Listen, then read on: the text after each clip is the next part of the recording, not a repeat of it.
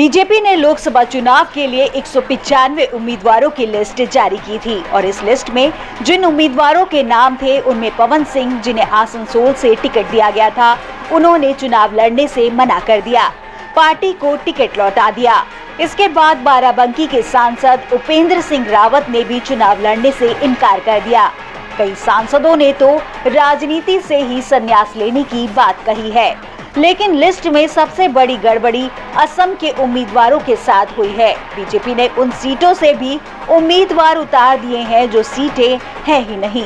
दरअसल हाल ही में असम की लोकसभा और विधानसभा सीटों के लिए परिसीमन किया गया था, जिसके बाद कई संसदीय सीटों के नाम बदल गए तो कई की पहचान बदल गई।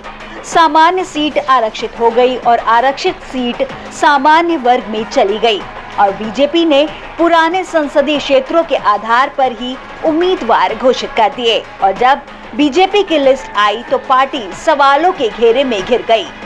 दरअसल जिन सीटों में बदलाव हुआ उसमें करीमगंज की सीट पहले अनुसूचित जनजाति के लिए आरक्षित थी जो सामान्य हो गई।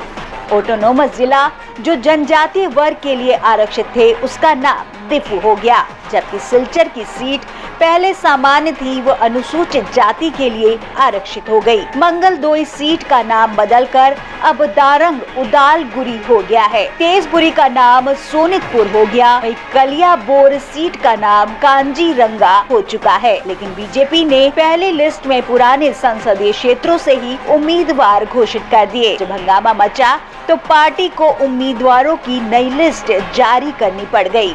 ऐसे में खुद को देश की सबसे बड़ी और आधुनिक पार्टी होने का दावा करने वाली बीजेपी की पोल खुल गई है।